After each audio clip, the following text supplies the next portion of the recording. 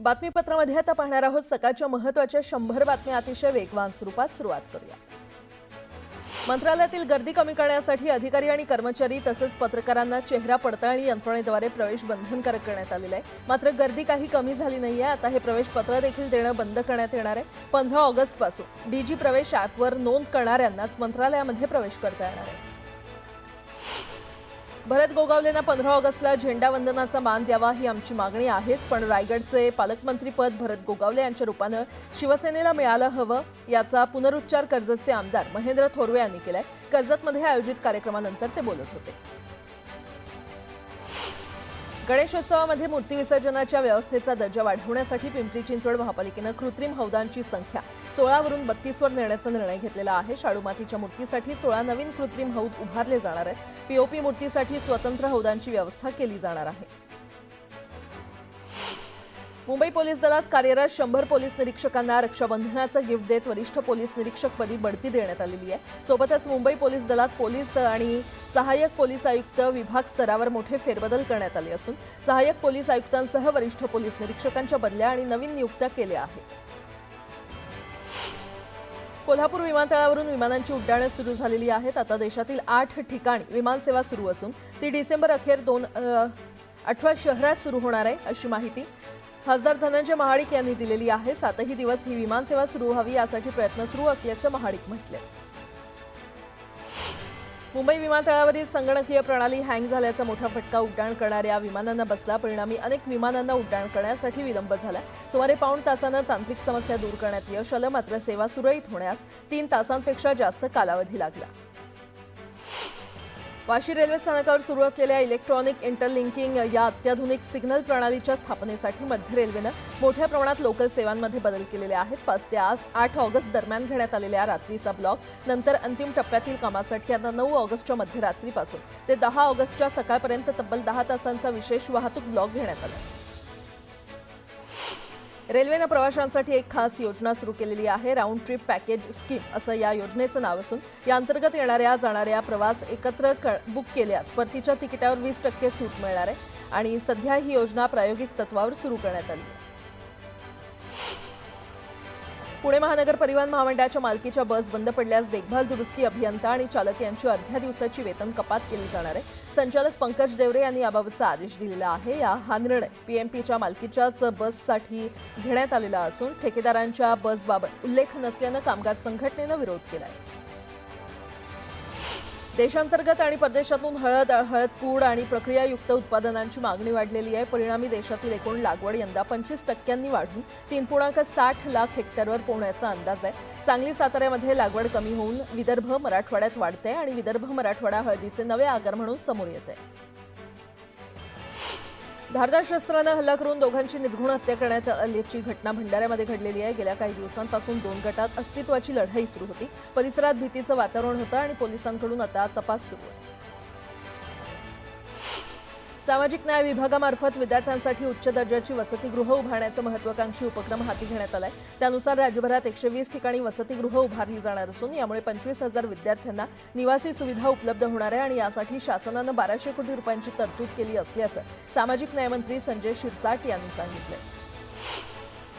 अहिल्यानगर जिल्ह्यातील चिचोडी पाटील गावात विविध स्थानिक प्रश्नांच्या सोडवणुकीसाठी ग्रामस्थांनी ग्रामपंचायत कार्यालयासमोर धरणे आंदोलन केलं। आदिवासी बांधवांना रहिवासी प्रमाणपत्र, महामार्ग भूसंपादनाची योग्य भरपाई, श्रीनाथ पतसंस्थेतील ठेवीदारांचे पैसे परत मिळवणं अशा मागण्या करण्यात आल्या। जळगावच्या धरणगाव पोलिसांनी रात्री 11 वाजता थरारक कारवाई करत 40 किलो गांजा जप्त केलाय। नाकाबंदी दरम्यान एका संशयित कारला पोलिसांनी थांबवण्याचा इशारा दिला, मात्र आरोपींनी पळ काढला। पोलिसांनी पाठलाग केला असता आरोपी कार सोडून फरार झाले। शिवसेना उबाठ्याचे विधान परिषद आमदार सुनील शिंदे यांच्या मुलावर अदखलपात्र गुन्हा दाखल केलेला आहे। शिंदेंच्या शिवसेनेच्या महिला पदाधिकाऱ्याच्या तक्रारीवरून हा गुन्हा दाखल करण्यात आलाय। सिद्धेश शिंदे यांनी वरळीतील नारळी पौर्णिमेच्या वेळी झालेल्या गर्दीत महिला पदाधिकाऱ्याला धक्का मारल्याचा आरोप करण्यात आलाय। संबंधित तक्रारदार महिला केईएम रुग्णालयामध्ये उपचार घेते आहे। शरद पवारांनी केलेल्या गौप्यस्फोटानंतर मुख्यमंत्री देवेंद्र फडणवीस यांनी टीका केली। इतके दिवस शरद पवार का बोलले नाहीत असा सवाल फडणवीसांनी केला। तर राहुल गांधींच्या भेटीचा हा परिणाम झालेला दिसतोय असा टोला देखील त्यांनी लगावला। जळगावच्या एरंडोल इथे भाजप पदाधिकारी आणि कार्यकर्त्यांनी एकनाथ खडसेंविरोधात संताप व्यक्त करत प्रतिमा जाऊन निषेध नोंदवला। रुपाली चाकणकर केलेल्या त्यांनी वक्तव्यावरून पदाधिकारी आक्रमक झाले। मुख्यमंत्री देवेंद्र फडणवीस यांच्या नावानं बुलढाण्यामध्ये पतसंस्था उघडण्यात आली आहे। देवाभाऊ लाडकी बहीण नागरी पतसंस्था असं या पतसंस्थेचं नाव असून चिखलीमध्ये याचा उद्घाटन समारंभ पार पडला। आता एक मोठी बातमी। नागपुरातील कोराडीतल्या महालक्ष्मी मंदिरात दुर्घटना घडलेली आहे। निर्माणाधीन स्लॅब कोसळून 5 ते 6 मजूर जखमी झाल्याची घटना घडली आहे। जखमींना उपचारासाठी रुग्णालयामध्ये दाखल करण्यात आलंय। कोराडी ते मंदिर मार्गावरील गेटवर स्लॅब टाकण्याचं काम सुरू असताना अचानक हा स्लॅब कोसळला आणि स्लॅब कोसळल्यानं त्याखाली दबून 5 ते 6 मजूर जखमी झालेले आहेत। हा निर्माणाधीन स्लॅब कोसळलेला आहे आणि सध्या जखमींना उपचारासाठी रुग्णालयात दाखल करण्यात आले।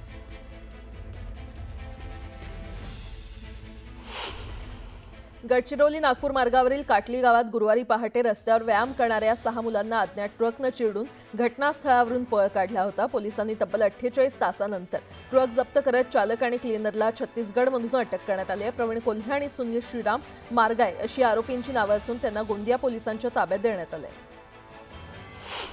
नागपुरातील कोराडीतल्या महालक्ष्मी मंदिरात दुर्घटना घडली आहे। निर्माणाधीन स्लॅब कोसळून 5 ते 6 मजूर जखमी झाले। जखमींना उपचारासाठी रुग्णालयात दाखल करण्यात आले।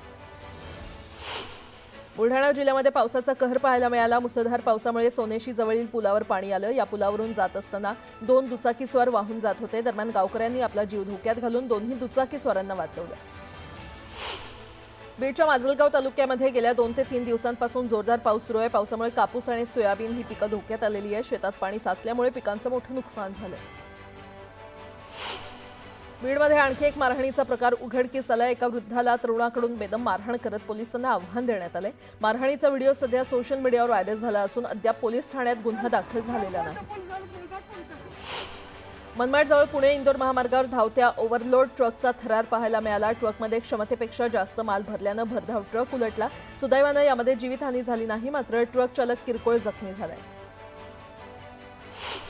धाराशिवच्या येडेश्वरी मंदिराजवळ गावगुंडांनी राडा घातला। दर्शनासाठी जात असताना सुरक्षा रक्षकानं अडवल्यामुळे सुरक्षा रक्षकाला जबर मारहाण करण्यात आली। 20 ते 25 जणांनी एकत्र येत मंदिर परिसरात दहशत माजवली। भाविकांना देखील धक्काबुक्की केल्याची माहिती समोर आली आहे। राज्याचे कृषी मंत्री दत्तात्रय भरणे यांनी जुन्नर कृषी उत्पन्न बाजार समितीच्या नारायणगावमधील टोमॅटो बाजारात भेट दिली। यावेळी मंत्री भरणेंनी टोमॅटोचा लिलाव करत टोमॅटोला उच्चांकी बाजारभाव काढला। भंडाऱ्याच्या केसलवाडा वाघ येथील सैनिक विद्यालयातील 16 विद्यार्थ्यांना संसर्गजन्य आजाराची लागण झाली आहे। दूषित पाणी आणि स्वच्छतेचा अभाव असल्यानं आजाराची लागण झाल्याचा प्राथमिक अंदाज आहे। 7 वर्षांपूर्वी हरवलेल्या मुलाला बीड पोलिसांनी शोधून काढले। रक्षाबंधनाच्या दिवशी आई आणि मुलाची भेट झाली। 7 वर्षांनंतर आपल्या आईवडिलांना पाहून मुलाला रडू कोसळलं। नंदुरबार जिल्ह्यातल्या शहादा शहरात नागरिकांवर दादागिरी करत महिलांची छेड काढणाऱ्या एका तरुणाला शहादा पोलिसांनी चांगलाच धडा शिकवला। पोलिसांनी या तरुणांना ताब्यात घेत कान धरून नागरिकांची माफी मागायला लावली।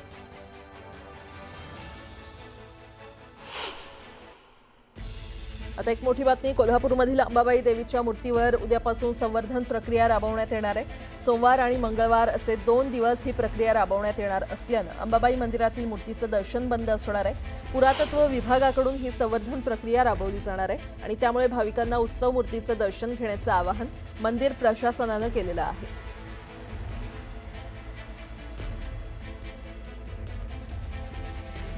तर 2 दिवस मूर्तीचं दर्शन बंद राहणार आहे। उत्सव मूर्तीचं दर्शन घेण्याचं आवाहन करण्यात आलेलं आहे। अंबाबाई देवीच्या मूर्तीचं संवर्धन प्रक्रिया उद्यापासून सुरू होणार आहे आणि त्यासाठी 2 दिवस मूर्तीचं दर्शन बंद ठेवण्यात येणार आहे। बातमी ठाण्यामधून। ठाण्याच्या चंदनवाडीमध्ये लाडकी बहीण योजनेच्या पैशातून एका महिलेनं स्वतःचा व्यवसाय सुरू केलाय। या महिलेनं लाडकी बहीण योजनेच्या मिळालेल्या पैशातून लाडकी बहीण फूड कॉर्नर सुरू केलेलं आहे। या फूड कॉर्नरला उपमुख्यमंत्री एकनाथ शिंदे यांनी शनिवारी अचानक रात्री भेट दिली। या फूड कॉर्नरवर चहाचा आस्वाद घेतला आणि महिलांना शुभेच्छा दिल्या।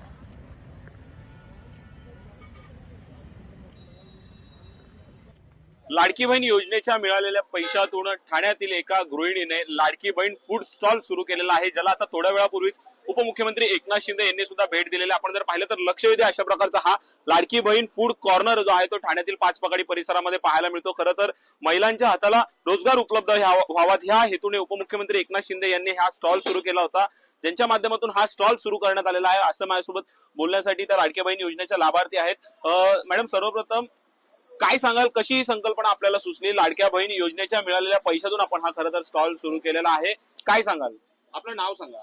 माझं नाव योगिता सूर्यकांत खेरटकर आहे आणि मेन म्हणजे मी आधी पैसे जमा झाले, त्यानंतर काय करावं, ह्याचा उपयोग कसं करावं आपण म्हणून विचार करत बसली. तर मग माझ्या मिस्टरांशी बोलली, फॅमिलीशी बोलली की मला छोटंसं स्टॉल उभा करायचा आहे. हे असे पैसे आपण कशाला असे वाया घालवायचे, मग काहीतरी उपयोग करू त्याचा स्टॉल छोटा खोलून. म्हणून मग मी विचार केला की स्टॉल. तर माझ्या फॅमिलींना, माझ्या मिस्टरांना ते पटलं, त्यामुळे मी छोटंसं स्टॉल उभा केला त्याच्यातून. आणि जसे जसे पैसे माझे यायला लागले तसं तसं मी त्याचं वाढीव काम चालू केलं. आज उपमुख्यमंत्री एकनाथ शिंदे यांनी सुद्धा अचानक आपल्या स्टॉलला भेट दिली. खरं तर रक्षाबंधनचा दिवस, बहीण भावाच्या अतूट नात्याचा दिवस पाहिला जातो आणि आज लाडका भाऊ लाडक्या बहिणीच्या भेटीला आला. कसं वाटलं? मला खूप म्हणजे खूप बरं वाटलं. मला अजूनही असं वाटतं की मी स्वप्नातच आहे की काय, कारण त्यांनी मला म्हणजे की ते माझ्या ते पण रक्षाबंधनच्या दिवशी आले, तर असं म्हणजे स्वप्नातच आहे. ठाण्याहून मी प्रेम मोरे, न्यूज 18 लोकमत, ठाणे. पुन्हा एकदा बातम्या वेगवान स्वरूपात. लाडकी बहीण योजना पुढील 5 वर्ष सुरू राहील आणि सध्या मिळणारं महिन्याचं 1500 रुपये मानधन योग्य वेळी वाढवलं जाईल, अशी ग्वाही मुख्यमंत्री देवेंद्र फडणवीस यांनी दिली आहे. प्रो गोविंदा सीझन 3च्या चषकावर नागपूरच्या संघानं विजयी मोहर उमटवलेली आहे. विजेत्या संघाला 75 लाख रुपयांचा धनादेश आणि ट्रॉफी देऊन सन्मान करण्यात आला. परिवहन मंत्री प्रताप सरनाईक, प्रो गोविंदा सीझन 3चे ब्रँड अँबॅसिडर ख्रिस गेल यांच्या हस्ते हा सन्मान करण्यात आला. अहिल्यानगर जिल्ह्यातील कर्जत तालुक्यातील मिरजगाव परिसराला पावसानं झोडपलं. अचानक आलेल्या पावसामुळे बाजारपेठ आणि रस्त्यांवर पाणी साचलं होतं. सार्वजनिक बांधकाम मंत्री शिवेंद्रराजे भोसले जळगाव जिल्हा दौऱ्यावर आहेत. जामनेर तालुक्यातील तोंडापूर येथे छत्रपती शिवाजी महाराज स्मारकाचं शिवेंद्रराजे भोसले यांच्या हस्ते लोकार्पण करण्यात येणार आहे. अमरनाथ यात्रेची शनिवारी औपचारिक सांगता झाली असून 14,500 फूट उंचीवर असलेल्या अमरनाथ गुहेत छडी मुबारकची स्थापना करण्यात आली. यंदा 3 जुलैपासून सुरू झालेल्या 38 दिवसांच्या यात्रेदरम्यान सुमारे 4.20 लाख भाविकांनी बर्फातून तयार होणाऱ्या पवित्र हिमलिंगाचं दर्शन घेतलं. जळगावमध्ये भाजपच्या वतीनं एकनाथ खडसे यांच्या निषेधार्थ केलेल्या आंदोलनानंतर राष्ट्रवादी शरदचंद्र पवार पक्षाकडून एकनाथ खडसेंच्या फोटोला दुग्धाभिषेक करण्यात आला. यावेळी आंदोलन करणाऱ्या भाजप पदाधिकाऱ्यांचा तीव्र निषेध नोंदवण्यात आला. नांदेड जिल्ह्यातील सहस्त्रकुंड जलविद्युत प्रकल्पाला नांदेड जिल्हा आणि विदर्भातल्या 40 गावातील शेतकऱ्यांनी कडाडून विरोध केला. या प्रकल्पामुळे शेकडो हेक्टर शेतजमीन बाधित होणार असल्यानं शेतकऱ्यांनी प्रकल्पाला विरोध केला.